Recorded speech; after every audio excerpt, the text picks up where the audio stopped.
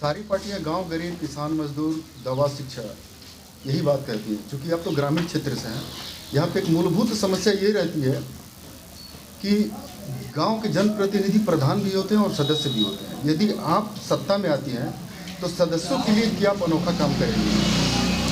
देखिए, अगर हमको जनता का स्नेह और आशीर्वाद मिला तो मैं जनता के साथ जुड़ करके ये बताना चाहती हूँ कि सबसे पहले 2-3 चीज़ें, जैसे कि विकास की बात लोग करते तो हैं लेकिन होता नहीं है।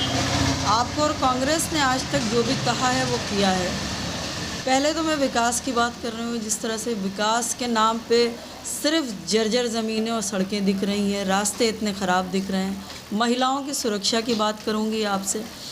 कहीं ना कहीं जो बेरोज़गार हुए हैं, जो युवा हैं हमारे, इतना आज त्रस्त हैं, इतना परेशान हैं कि वो अपनी तैयारी करते हैं और कहीं ना कहीं चुनाव के दबाव में, ये कह लीजिए, या बीजेपी ने अपना एक ये परंगित एक व्यवहार बना लिया है कि उसे रद्द कर देना। परीक्षाएं देते हैं लोग, दूर दूर से आते हैं। कहीं ना कहीं युवाओं की इस सत्ता पक्ष से जो जिम्मेदारी होनी चाहिए, उस जिम्मेदारी को लेकर के कि युवा बहुत नाराज़ है, तो उसके बारे में मैं सोचने की बात करती हूँ। उनके रोज़गार की बात करूँगी, महिलाओं की सुरक्षा की बात करूँगी, किसानों की बात करूँगी। और जो सदस्य की बात कही आपने कि जो जनप्रतिनिधि होता है वो जनता का प्रतिनिधित्व करता है, तो उसकी तो सही बात है कि कहीं कोई पूछ देख रेख नहीं होती। मेरे आने के बाद इन सारे लोगों के साथ बैठ कर करके उनकी समस्याओं को समझ कर करके उनके ऊपर काम करने का मैं प्रयत्न करूँगी।